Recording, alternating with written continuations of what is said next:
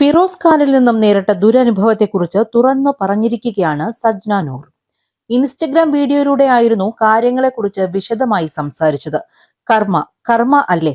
കർമ്മയിൽ തനിക്ക് വിശ്വാസമില്ല. കർമ്മയ്ക്ക് വേണ്ടി എടുക്കാൻ സമയവുമില്ല.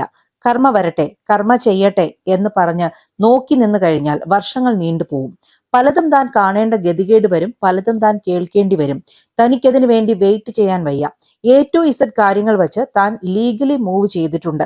തന്റെ കുഞ്ഞുങ്ങൾക്ക് വേണ്ടിയിട്ടാണ് താൻ പേടിച്ച് ജീവിച്ചിട്ടുണ്ട്. ഈ നിമിഷം വരെ ഫിറോസിനെ പേടിച്ച് തന്നെയാണ് ഇവിടെ വരെ എത്തിയത്. തനിക്കിനി പേടിക്കാൻ വയ്യ.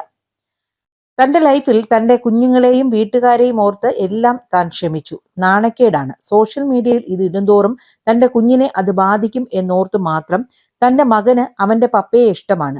ആ ഒരു കാര്യം ഓർത്തു മാത്രം താനൊന്നും പുറത്തു പറയാതെ മിണ്ടാതെ ഇരുന്നതാണ്. താൻ ക്ഷമിച്ചു നിൽക്കും തോറും തലയിൽ കയറിയല്ല, അതിനപ്പുറം കയറി തന്നെ ചൊറിയുകയാണ്. ഇനി തനിക്കത് പറ്റില്ല. അതുകൊണ്ട് താൻ ലീഗലി നീങ്ങുകയാണ്. ലീഗലി പോയെങ്കിലും സോഷ്യൽ മീഡിയയിൽ നിൽക്കുന്നത് കൊണ്ടും ആക്ടർ ആയതുകൊണ്ടും നിങ്ങളുടെ മുന്നിലും എനിക്കത് പറയണം. കാരണം നിങ്ങളാണ് തന്നെ വളർത്തി ഇത്രയുമാക്കിയത്. ഒരു തെറ്റ് കാണുമ്പോൾ അത് തെറ്റ് എന്ന് പറയുന്നതിന് മുൻപ് മറുവശം കൂടി കേൾക്കുക. കുറച്ചായി ഇതാണല്ലോ സോഷ്യൽ മീഡിയ ആഘോഷിക്കുന്നത്. ആൾക്കാർക്ക് അടുത്തതായി ആഘോഷിക്കാൻ താൻ കുറച്ച് കാര്യങ്ങൾ ഇട്ടു തരികയാണ്. വേറൊന്നുമല്ല, തന്റെ ജീവിതത്തിലെ അനുഭവങ്ങളാണ്. ഇനിയും തനിക്ക് പറയാതിരിക്കാനാവില്ല. ഇത് തങ്ങളുടെ മാരേജ് സർട്ടിഫിക്കറ്റ് ആണ്. 2023 ഒക്ടോബർ 24 വിവാഹം നടന്നത്. ഈ വിവാഹം നടക്കുന്നതിന് മുന്നേ നടന്ന പ്രശ്നമായെന്ന് കേട്ടാൽ നാട്ടുകാരും വീട്ടുകാരും എന്ത് കരുതും എന്നായിരുന്നു തന്റെ ചിന്ത. അങ്ങനെയാണ് അഡ്ജസ്റ്റ് ചെയ്തത്. അത് കഴിഞ്ഞപ്പോഴാണ് താൻ പ്രഗ്നന്റ് ആയത്. ഒട്ടും താല്പര്യമില്ലായിരുന്നു തനിക്ക്. തന്റെ കുഞ്ഞിന് 2.5 വയസ്സേ ഉണ്ടായിരുന്നുള്ളൂ. മോൻ വയറ്റിലുണ്ടായ ടൈമിൽ തന്നെ പ്രശ്നങ്ങളായിരുന്നു. തന്റെ കുഞ്ഞിനെ വിളിക്കാനോ കാണാനോ പറ്റുന്നില്ലായിരുന്നു. ആ പെണ്ണ് കാരണം എന്റെ കുഞ്ഞ് നൊന്തോണ്ടിരിക്കുക എന്ന് പറയുമായിരുന്നു. താൻ ജോലി ചെയ്തായിരുന്നു തന്റെ മോളെ നോക്കിയിരുന്നത്. ഒരമ്മ ചെയ്യേണ്ട കാര്യങ്ങളൊക്കെ തന്റെ ചേച്ചിയാണ് ചെയ്തത്. അവളോടുള്ള നന്ദി എത്ര പറഞ്ഞാലും മതിയാവില്ല. ചേച്ചിയുടെ ഭർത്താവും നല്ല സപ്പോർട്ടീവായിരുന്നു. പ്രസവം കഴിഞ്ഞ് താൻ തന്റെ വീട്ടിലായിരുന്നു. ആ ടൈമിൽ താൻ ഹാപ്പി ആയിരുന്നു. എന്റെ മക്കളോടൊപ്പം നിൽക്കാമല്ലോ എന്നായിരുന്നു ഞാൻ ചിന്തിച്ചത്. എന്റെ കുഞ്ഞിനെ കാണാൻ കിട്ടുന്നില്ല, നീ ഇവിടെ നിൽക്കണം എന്നൊക്കെ പറഞ്ഞ് ആ ടൈമിലും വഴക്കായിരുന്നു.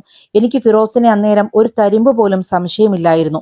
ഇടയ്ക്ക് എപ്പോഴോ എനിക്ക് വയ്യാതായപ്പോൾ ഞാൻ പുള്ളിയെ വിളിച്ചിരുന്നു. പുലർച്ചെ 2:30 വിളിച്ചപ്പോൾ ഫോൺ ബിസി ആയിരുന്നു.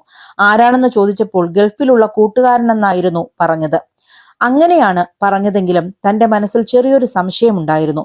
എന്റെ ടാബിൽ വെച്ചായിരുന്നു കോൾ ചെയ്തിരുന്നത്.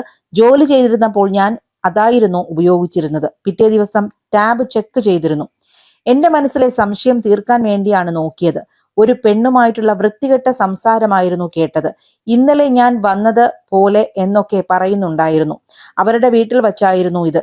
എന്ത് ചെയ്യണമെന്നറിയില്ലെന്ന് പറഞ്ഞ് ഞാൻ പൊട്ടിക്കരയുകയായിരുന്നു. അവിടെ ഉണ്ടായിരുന്നൊരു ബ്ലൈഡ് എടുത്ത് ഞാൻ കൈ മുറിച്ചിരുന്നു.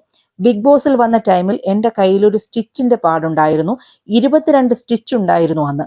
ആ ബ്ലേഡ് എടുത്ത് കീറിയത് മാത്രമേ എനിക്ക് ഓർമ്മയുള്ളൂ. അതോടെ ആൾ വന്ന് ഭയങ്കരമായി കരഞ്ഞ് കാല് പിടിക്കുകയായിരുന്നു. വാവേ, നീ ഇല്ലാതെ എനിക്ക് പറ്റില്ലെന്നൊക്കെ പറഞ്ഞു. അതോടെ ഞാൻ ക്ഷമിച്ചു. 6 മാസം കഴിഞ്ഞപ്പോൾ ഞങ്ങൾ കൊച്ചിയിലേക്ക് മാറി. അതിനിടയിലാണ് വേറൊരു പെണ്ണ് വന്നത്. ഇതിനിടയിൽ വേറൊരു ബിഗ് ബോസ് കണ്ടസ്റ്റന്റും ഹോസ്റ്റിയും ഡിസൈനറും എന്നെ വിളിച്ച് ഫിറോസിനെ ശ്രദ്ധിച്ചോണേ എന്ന് പറഞ്ഞിരുന്നു. കോൾ ഡീറ്റെയിലും ഒക്കെ എടുത്ത് കേൾപ്പിച്ചിരുന്നു. ഞാൻ ഫ്രണ്ടിന്റെ കൂടെ പോവുകയാണ്, റേഞ്ച് കാണില്ലെന്ന് പറഞ്ഞിരുന്നു. എന്റെ ഫ്രണ്ടിന്റെ ഫോണിൽ നിന്ന് വിളിച്ചപ്പോൾ കോൾ വെയിറ്റിംഗ് ആയിരുന്നു. ആ പെണ്ണുമായി സംസാരിച്ചതിന്റെ റെക്കോർഡും എനിക്ക് കിട്ടി. ഞാനിങ്ങനെ കൈമുറിച്ചതാണ്, അതിലേക്ക് വന്ന് കയറല്ലേ എന്നൊക്കെ പറഞ്ഞിരുന്നു. ഇനി എന്തു ചെയ്യും എന്നറിയാതെ വീണ്ടും മരിക്കാൻ ശ്രമിച്ചിരുന്നു.